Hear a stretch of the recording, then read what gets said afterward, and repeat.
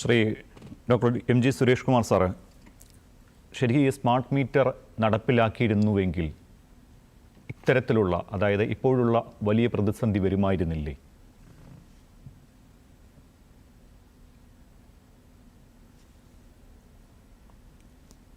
സാറിൻ്റെ ഓഡിയോ ഒന്ന് ചെക്ക് ചെയ്യാം സാർ. സാർ മ്യൂട്ടാണെന്ന് തോന്നുന്നു, ഒന്ന് മാറ്റുമോ?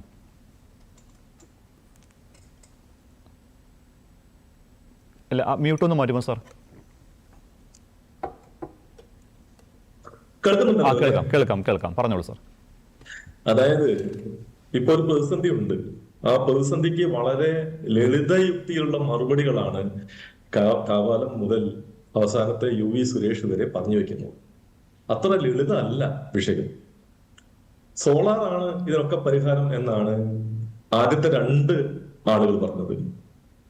കേരളത്തിന്റെ വൈദ്യുതി ഡിമാൻഡ് വൈകുന്നേരങ്ങളിൽ ഏകദേശം 5500, 6000 ഇപ്പൊ വരുന്നത്. കഴിഞ്ഞ ഏപ്രിൽ മെയ്യിൽ 6000-ന് മുകളിൽ പോയിരുന്നു. എന്നാൽ പകൽ സമയത്ത് നമ്മുടെ ഡിമാൻഡ് എത്രയാ? 4000 മാത്രമാണ്. ഈ 4000 മെഗാവാട്ട് ഡിമാൻഡ് എന്ന് പറഞ്ഞാൽ പരമാവധി നമുക്ക് സോളാർ കണക്ട് ചെയ്യാൻ പറ്റുക, 100% സോളാർ കണക്ട് ചെയ്യാൻ പറ്റുക 4000 മെഗാവാട്ട് സോളാർ പ്ലാന്റ് ആണ്. ഇനി നിങ്ങൾ ഒരു 2000-3000 മെഗാവാട്ട് പമ്പ്ഡ് സ്റ്റോറേജും കൂടി വെച്ചു, അല്ലെങ്കിൽ ബാറ്ററി സ്റ്റോറേജും കൂടി വെച്ചു, എന്നാൽ കണക്ട് ചെയ്യാൻ പറ്റുക ആ 3000 കൂടി കൂടുന്നു. ഇപ്പൊ 7000 മെഗാവാട്ട് സോളാർ. അതിനകത്ത് കിട്ടുന്ന ടോട്ടൽ എനർജി എത്രയാ? 1 മെഗാവാട്ടിന് 1.5 മില്യൺ യൂണിറ്റ് എനർജിയെ കിട്ടൂ. എന്ന് പറഞ്ഞാൽ 7000 മെഗാവാട്ട് സോളാർ വെച്ചാൽ, അതിനെച്ചാൽ ഏകദേശം 4 കോടി റുപ്യ ഒരു മെഗാവാട്ടിന് വെച്ച് ചെലവാക്കിയാൽ 28,000 കോടി റുപ്യന്റെ ഇൻവെസ്റ്റ്മെന്റ് കേരളത്തിൽ ഉണ്ടായാൽ നമുക്ക് കിട്ടാൻ പോകുന്ന എനർജി എന്ന് പറയുന്നത് 10,500 മില്യൺ യൂണിറ്റ് മാത്രമാണ്. നമ്മളിപ്പം നമ്മുടെ ഈ ഒരു വർഷത്തെ എനർജി ആവശ്യം പറയുന്നത് ഏകദേശം 33,000 മില്യൺ യൂണിറ്റ് ആണ്. അത് വരുന്ന 4-5 കൊല്ലം കൊണ്ട് ഒരു 45,000-50,000 മില്യൺ യൂണിറ്റിലേക്കാണ് വർദ്ധിക്കുക. അതായത് ഈ സോളാർ ഗ്രിഡിൽ കണക്ട് ചെയ്യുന്നത് വളരെ എളുപ്പത്തിൽ സാധിക്കുന്ന ഒന്നാണെന്നും അതിന് കുറച്ച് പമ്പ് സ്റ്റോറേജും ബാറ്ററി ഒക്കെ വെച്ച് കഴിഞ്ഞാൽ നമ്മുടെ ആവശ്യം പൂർണ്ണമായും നടക്കും എന്ന തെറ്റായ ഒരു ധാരണയിൽ നിന്നാണ് ഈ പറയുന്ന ആളുകളൊക്കെ പറയുന്നത്. ലോകത്തൊരു രാജ്യത്തും ഈ പറയുന്ന ഇപ്പം ഏറ്റവും കൂടുതൽ സോളാർ ഉപയോഗിക്കുന്ന രാജ്യം എന്ന് പറയുന്നത് എനർജി കമ്പണന്റിൽ ഫ്രാൻസ് ആണ്. ഫ്രാൻസ് അല്ല, ജർമ്മനിയാണ്.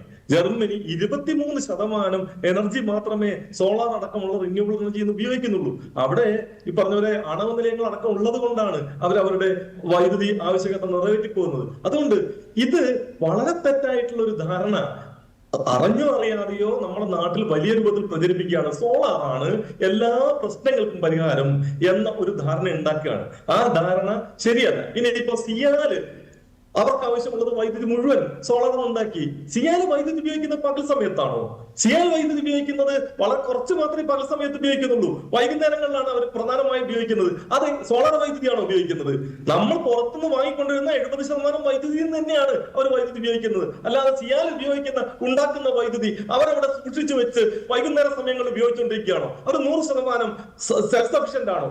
അവര് പകൽ അബണ്ടന്റായി കിട്ടുന്ന വൈദ്യുതി എടുത്ത് ഗ്രിഡിലേക്ക് തന്ന് ഗ്രിഡിൽ നിന്ന് വൈകുന്നേരം 10 രൂപയ്ക്കോ 15 രൂപയ്ക്കോ വാങ്ങുന്ന വൈദ്യുതി ഉപയോഗിച്ചിട്ട് ഞങ്ങൾ സ്വയം പര്യാപ്തമാണ് എന്ന് പറയുകയാണ് ചെയ്യുന്നത്. ഇതൊരു വസ്തുതയുണ്ട്. അപ്പൊ പകൽ ധാരാളമായി സോളാർ ഉണ്ടാക്കി അത് മുഴുവൻ സൂക്ഷിച്ചു വെച്ച് വൈകുന്നേരം ഉപയോഗിച്ചാൽ പോരെ എന്നൊരു സംശയം തോന്നും. ഇപ്പൊ നമ്മൾ ബാറ്ററി സ്റ്റോറേജ് പറഞ്ഞല്ലോ.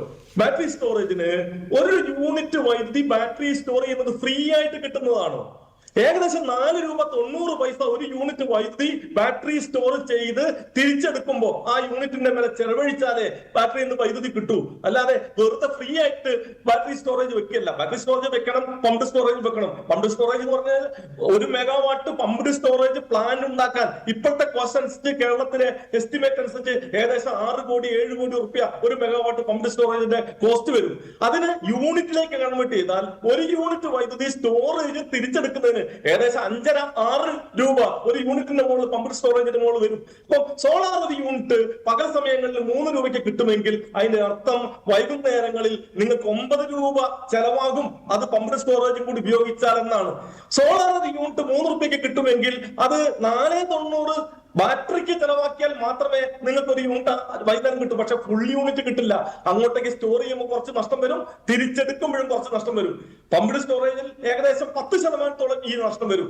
ബാറ്ററികളിൽ ഏകദേശം 13% ഈ നഷ്ടം വരും. എന്ന് പറഞ്ഞാൽ ഒരു യൂണിറ്റ് വൈദ്യുതി പമ്പ്ഡ് സ്റ്റോറേജ് ആയാലും ബാറ്ററി സ്റ്റോറേജ് ആയാലും വൈകുന്നേരം കിട്ടുമ്പോൾ നമുക്ക് സോളാറിന് 3 രൂപയ്ക്ക് കിട്ടുമെങ്കിൽ പോലും ആക്ച്വലി അത് കിട്ടി വരുമ്പോൾ 10 രൂപ തന്നെയാവും. ഇപ്പൊ പുറത്തുനിന്ന് വൈകുന്നേര സമയങ്ങളിൽ മാത്രം നമ്മൾ 10 രൂപയ്ക്ക് വൈദ്യുതി വാങ്ങുന്നതും പകലും രാത്രിയും ഒക്കെ ഇത് സോളാർ ഉപയോഗിക്കുന്നതും തമ്മിൽ പ്രായോഗികമായ വ്യത്യാസം ഉണ്ടായില്ല. മാത്രമല്ല നമുക്ക് പുറത്തുനിന്ന് വാങ്ങുമ്പോൾ ചില സമയങ്ങൾക്ക് നമുക്ക് 5 രൂപയ്ക്കും 4 രൂപയ്ക്കും 3 രൂപയ്ക്കും ഒക്കെ വൈദ്യുതി കിട്ടുന്നുണ്ട്.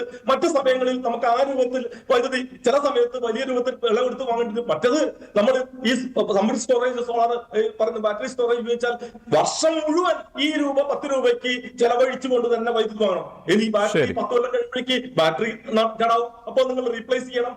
യഥാർത്ഥത്തിൽ വളരെ ലളിതമായി പ്രശ്നങ്ങൾ പരിഹരിക്കാൻ കഴിയും എന്ന നിലയിലുള്ള ഒരു സമീപനം നമ്മുടെ പാനലിസ്റ്റുകൾ എടുക്കരുത് ദയവായി. അങ്ങനെയല്ല ആ കാര്യത്തെ എടുക്കേണ്ടത്. വളരെ ശാസ്ത്രീയമായി കേരളത്തിന്റെ വൈദ്യുതി പ്രശ്നം എന്താണ് എന്ന് മനസ്സിലായിക്കൊണ്ട് പരിഹരിക്കാൻ ആവശ്യമായിട്ടുള്ള നിലപാടിലേക്ക് ആളുകൾ എത്തണം. ഇപ്പം നമുക്ക് വൈകുന്നേരങ്ങളിൽ 15 മിനിറ്റ് ഈ പറയുന്ന രൂപത്തിൽ നിയന്ത്രണം ഉണ്ടാക്കേണ്ട ഒരു സാഹചര്യം ഉണ്ടായിട്ടുണ്ട്. ആ സാഹചര്യത്തിന് ഇപ്പം ഈ കേരളത്തിലെ ഇപ്പോഴത്തെ നിലവിലുള്ള UDF സർക്കാരാണ് അതിന് കാരണം എന്ന നിലയ്ക്ക് ചർച്ച ചെയ്യുന്നതിനോട് എനിക്ക് യോജിപ്പില്ല. കാരണം ഒരു പ്രതിസന്ധി നിലനിൽക്കുന്നുണ്ട്. ആ പ്രതിസന്ധിയുടെ പിന്നിൽ നേരത്തെ നമ്മുടെ വൈദ്യുതി മന്ത്രി പറഞ്ഞതുപോലെ മഴക്കുറവ് പ്രശ്നമാണ്. ദേശീയാടിസ്ഥാനത്തിൽ വലിയ രൂപത്തിലുള്ള പ്രതിസന്ധി നിലനിൽക്കുന്നുണ്ട്. കാരണം ദേശീയാടിസ്ഥാനത്തിൽ ഏറ്റവും കൂടുതൽ ഡിമാൻഡ് വരുന്ന സമയമാണ് ജൂലൈ മാസവും അതുപോലെ തന്നെ ജൂൺ ജൂലൈ മാസം. നമുക്കിവിടെ മഴ പെയ്യുമ്പോൾ സാധാരണ ഡിമാൻഡ് കുറയും. ദേശീയ അടിസ്ഥാനത്തിൽ ആ സമയത്ത് നല്ല ഡിമാൻഡ് ഉണ്ടാവും. ഇവിടെ നമുക്ക് വെള്ളം ഒഴുകിപ്പോകുന്ന വെള്ളം, അതായത് നമുക്ക് ഡാമുകളിൽ നിന്നൊക്കെ സ്പില്ല് ചെയ്യുന്ന വെള്ളം കൂടി ഉപയോഗിച്ചുകൊണ്ട് വൈദ്യുതി ഉത്പാദിപ്പിക്കുകയും അത് തിരിച്ചു കൊടുക്കുകയും ചെയ്യാൻ കഴിയുന്ന രൂപത്തിലുള്ള ഒരു പ്ലാനിങ് നമ്മൾ നടത്താറുണ്ട്. ഇപ്രാവശ്യം തിരിച്ചു കൊടുക്കാൻ കഴിയാത്ത ഒരു സാഹചര്യവും വന്നിട്ടുണ്ട്. ഇതെല്ലാം കൂടി ചേർന്ന് ഇപ്പൊ ഒരു പ്രതിസന്ധി ഉണ്ടാക്കിയിട്ടുണ്ട്. ആ പ്രതിസന്ധി പരിഹരിക്കുന്നതിനുള്ള ശ്രമം ഗവൺമെന്റ് തലത്തിൽ, റെഗുലേറ്ററി കമ്മീഷൻ തലത്തിൽ, KSB തലത്തിൽ നടത്തുന്നുണ്ട്. ഇത് ഇത്തരത്തിലുള്ള ശ്രമങ്ങൾ നടത്തിക്കൊണ്ട് തന്നെയാണ് കഴിഞ്ഞ 10 വർഷവും KSEB ലോഡ് ഷെഡിങ്ങും പവർ കട്ടും ഇല്ലാതെ കേരളത്തിലെ ഗവൺമെന്റ് നടത്തുന്നതും അത്തരത്തിലുള്ള ശ്രമമാണ്. ഈ പ്രതിസന്ധി ഓരോ കാലഘട്ടത്തിലും വരും.